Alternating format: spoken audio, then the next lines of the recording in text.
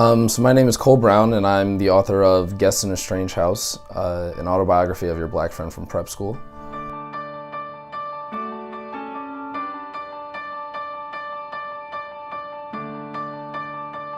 So I think that this experience that I look at is a tiny facet on a much larger American experience, and then still larger Black American experience as well.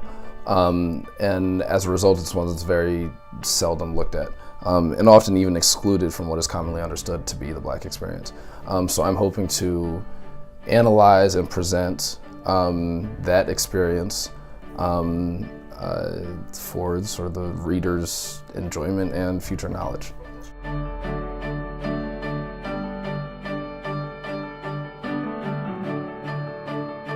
Sort of to the same extent that I think I might learn Chinese someday. Sure, but realistically probably not. I was very prepared to let life kind of get in the way of that.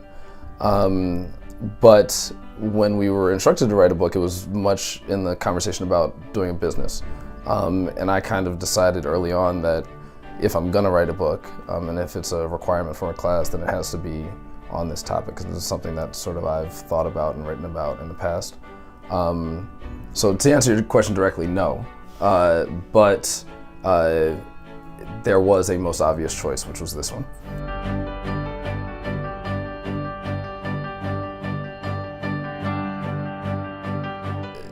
I think there's two emotions, and you probably hear this from a lot of people. There's kind of like sheer excitement and then like sheer terror.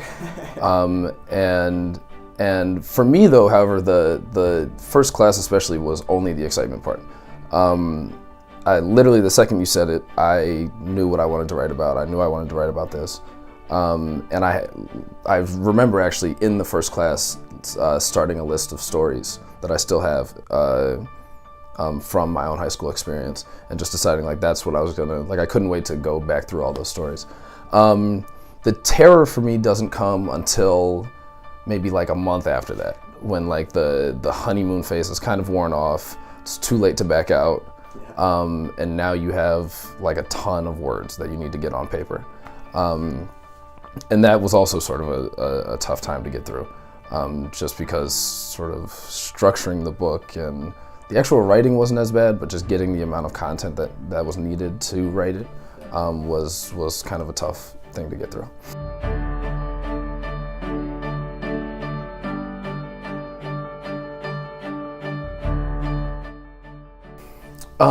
Yeah, so it was exciting, and I think my book was a bit different because the people that I interviewed were just very much like my universe. So everyone in my universe now knows and has seen to some extent a piece of a book that is their story.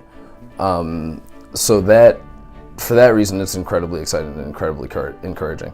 Also makes one kind of hesitant because now every time I talk to somebody that I haven't talked to in 3 days, they ask me if I have finished a book yet. The answer is still no. And it will be until it's finished, and I need to kind of weather that storm, but sort of use it as motivation to really get to the finish line.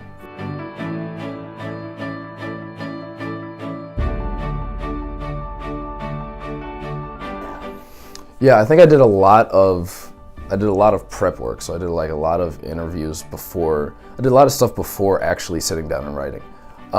And it was only after sitting down and writing that you realize how much of that you actually need, and how much you still don't have.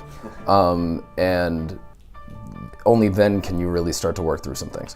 So once it was time to sit down and start writing these chapters, I realized that there was gaping holes some places, there was way too much stuff other places, and then you have to go back and redo a lot of that stuff. And that was when, and that realization only came to me pretty late in the process. And that was when it was all right, this might not come together, I need to kind of buckle down. Which was a good realization to come to.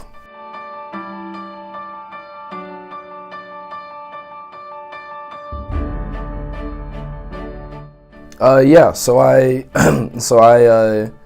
at the end of our class, I had written 20,000 words, an intro and a couple chapters that I felt really good about, but I did not feel was complete. And again, this is maybe perhaps particular to me, but the stakes are really high for me to have something that is complete, because even if no one else in the world reads it, I know that sort of my little universe will. And I want to do them proud because it's their stories as well as mine. So I decided to take a little time to continue writing. But in the meantime, I sent it around to a couple people that I knew had either published books or were in the book world, who in turn sent it around to a couple more people. And in the end, we had circulated it to a number of book agents. And the response was incredibly positive. I had probably 5 or so book agents that were vying to sign me. A couple others that certainly could have if we had further conversations. We just didn't want to. So recently, I had several calls and several meetings, and I just took a long time to learn about what the book publishing process in a more traditional sense looks like. And I ultimately decided just 2 weeks or so ago, something like that, that I would formalize our agreement between myself and a book agent that's based in New York. She's been incredibly helpful, and we now have kind of like a year or so together, during which time I will complete a proposal for my book. She will then shop it to publishers, a couple of whom we already kind of have started a dialogue with, and then I'll have to finish a book. And I chose this route, 1, because I needed more time, but then 2, because there's just now the stakes are a bit higher. I mean, there's a couple people that are going to keep me honest. Yep. And while I appreciate you saying that it's an achievement, there really is only one, actual achievement in this entire process. Either you get it done or you don't. Mm-hmm. And I continue to be sort of deathly afraid of the fact that I will not get it done. And it is, to a certain extent, comforting knowing that my book agent will not let that happen for her own sake. Yep. Yeah.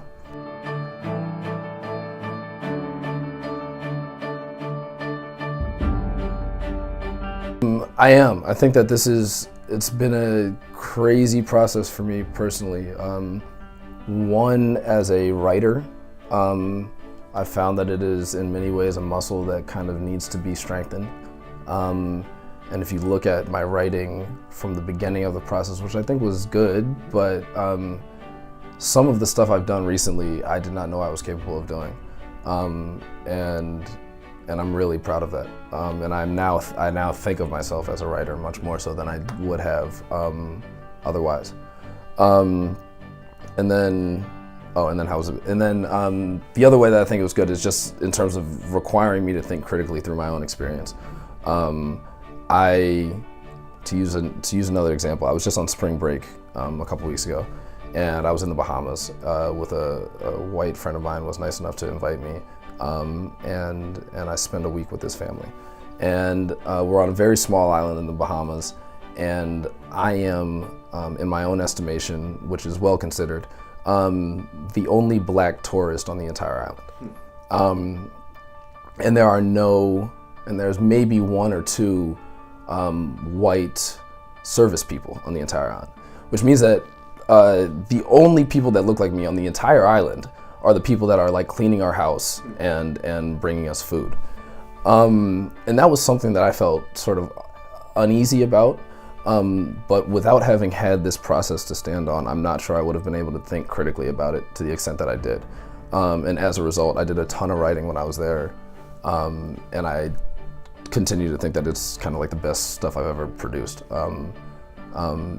Because I was able to work through my own emotions and feelings on the topic in a way that I wouldn't have been able to had I not had to do it already with the Trump stuff and some relationship stuff and, et cetera.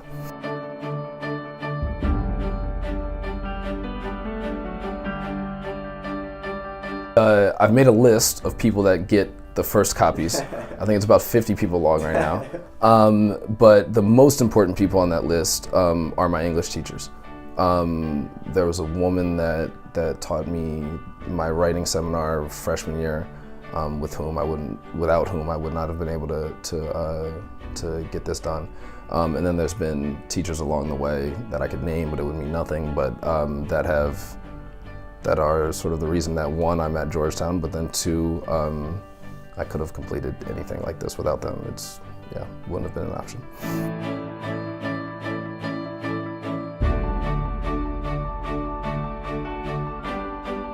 So I threw a party on homecoming, as you know.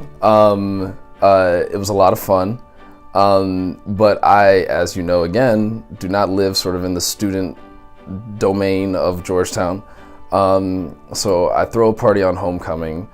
Again, was a lot of fun. And I get to class on Monday, having not done the assignment on time.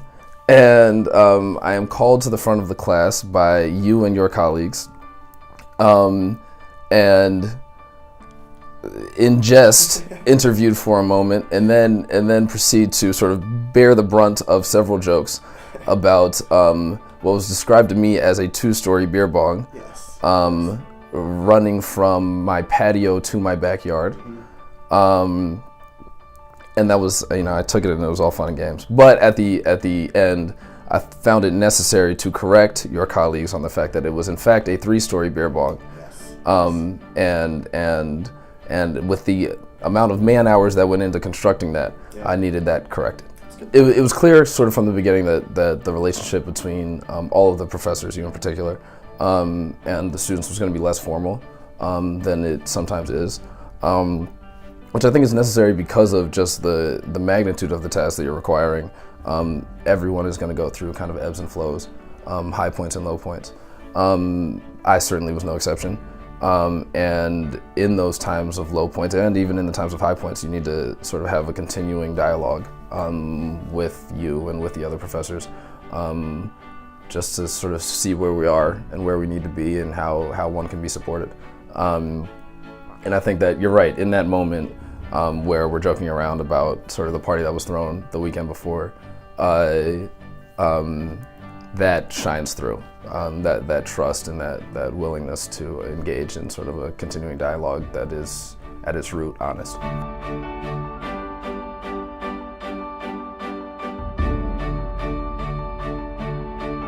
I actually didn't talk to them much about it, and still, not the topics themselves. Conceptually, they understand what I'm doing, but because I decided early on that if I was going to, I could build a list a mile long of people that I would talk to.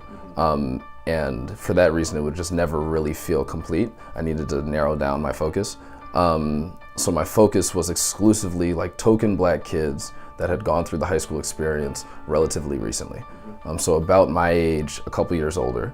And that was exclusively who I was going to interview on the topic and exclusively who I was going to sort of get their stories. And I think that was necessary just to kind of hone in my focus. I have talked to my mom about it, and she's seen a lot of the pieces and she's given me input here and there, but I did not want her voice in it.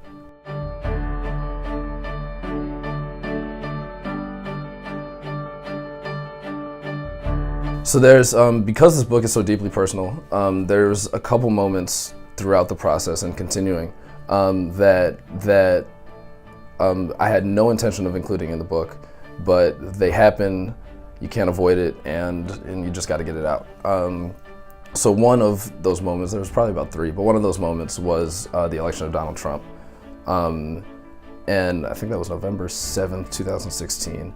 November 8th, 2016, or November 9th, something like that. I proceeded to write probably like, when it was all said and done, like close to 6,000 or 7,000 words, which was like more than I had written in one sitting. And it was just about sort of my emotions on that day, my experience on that day. And I continue to think it's some of the most powerful writing that's in the entire book. And then in the spirit of it being a book about sort of all of us, not just me, I spoke to many of my peers that have had similar experiences. And just to see to what extent was my experience sort of struggling with that new reality. To what extent was that common amongst all of us? And I had some really interesting conversations along the way, which not only were beneficial because they ended up being in the book, but sort of cathartic on a personal sense as well, to help process through what at the time, not to be hyperbolic, but like at the time to some extent felt like the end of the world. I mean, like it was just like what the hell are we doing next? And and that was all incredibly positive, both personally and for the book. So I did not actually go to the White House that night, but what I know what you're referring to, and what I wrote about was the night of the election. I was sitting at home, kind of watching the windfall of information come in, and much like everyone on either side of the aisle, was kind of blown away what was happening, because it was by no means what we expected. And I got a call from my sister at the time, who also was blown away. And given many of our new president's comments, both about women and about minorities, I was kind of deeply concerned about what it meant for her, both her perception of what was happening and how she would be perceived. So I read about that, and then I went to the Tombs and met with two of my friends, and we continued to try to process through all that was happening. And at the end, a friend of mine asked me, did I want to accompany them to the White House? And I think the exact quote I say in the book is something like, "No, I wanted to mourn in isolation," or something like that. So I go home, but one of my friends that I was sitting with at the time chooses to go, and he's sort of a dark-skinned, very large African-American man. And he calls me just as I'm kind of dozing off to sleep, and says, "Hey man, you awake?" I said, "Yeah." He says, "I've never seen hate in this form." I said, "Is there mostly Hillary people, mostly Trump people?" He said, "There's a lot of Hillary people, but there's a large Trump contingent, and the Trump contingent is sort of vehement in their denial of my own rights. In fact, someone came up to me, looked me in the face, and said, 'F your rights, it's our country now.'" And I by no means am sort of saying that is the norm amongst Trump supporters. I understand that there's a complex set of issues that could lead one to make that decision.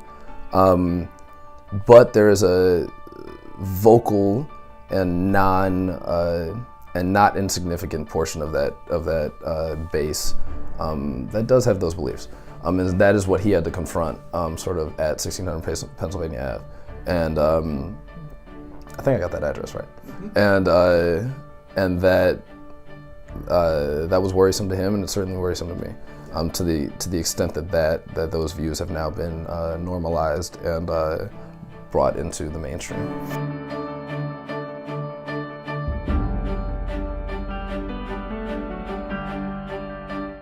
So one of the things that's common often with the token experience, and certainly common with my certainly the case with my experience, is that if you are a sort of kind of token black kid, you are often no more than one generation removed from poverty. Certainly not more than kind of 2, 3. I mean, like that's rare. Sort of generational black wealth. So we grow up with parents that are, this is to use my mom's own language, just from the hood and proud of it. Yeah. And for that reason, something that was emphasized continually throughout my childhood was the respect that adults are owed. Not that sort of other kids do not get that, but that is like something that is just kind of beat into us.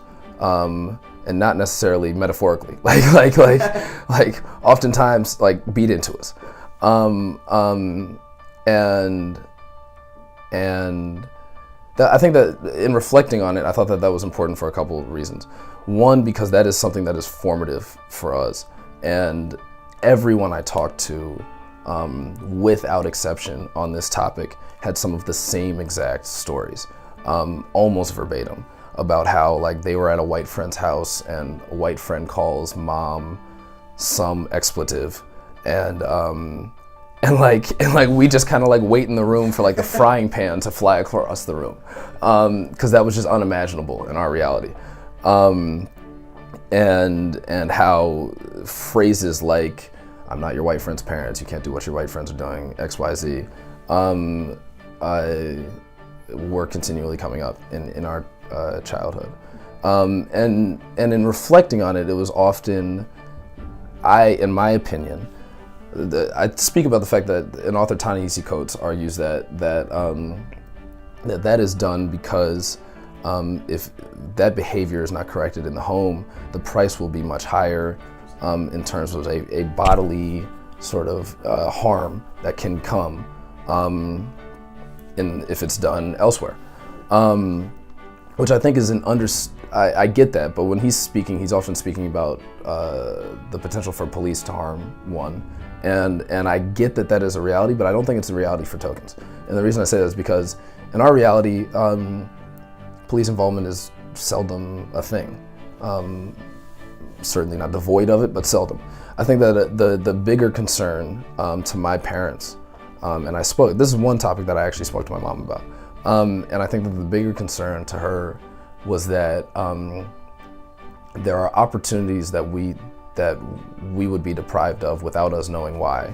And you do not want to at any point justify that by being perceived as disrespectful to parents. So or a bit disrespectful to adults. So when other kids were calling this is another thing that was very common. When other kids are calling parents by their first names, that was just totally not acceptable or to be done ever. And still to this day, if I meet somebody, they are Mr. and Mrs., whether or not they tell me otherwise. And that was because I think I write it again in the book that she did not want the reason for me not to get into a place like Georgetown. She wanted it to be a more complex reason than I was perceived to be disrespectful because I called Mrs. So-and-so Nina. So that was very important to her.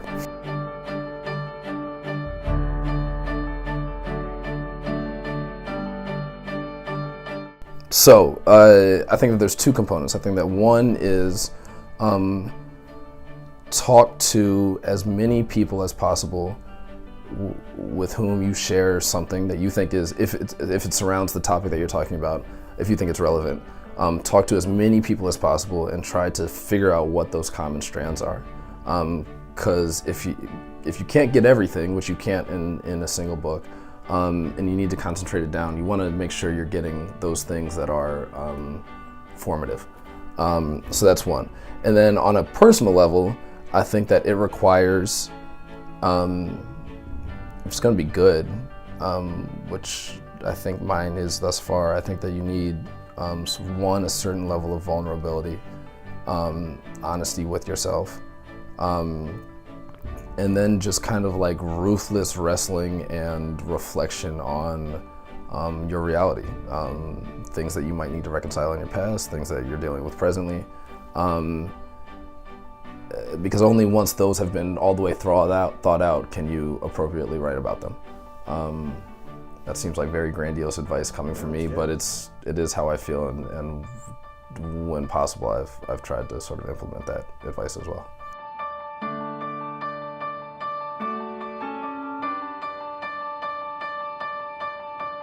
My name is Cole Brown, and I'm the author of Guest in a Strange House, which essentially strives to look at the experience of the group that is commonly referred to as the Black elite, especially during their time in high school, how their experiences are different or similar to both their white, high socioeconomic status peers and their Black, likely not as high socioeconomic status peers, and how that shapes their reality.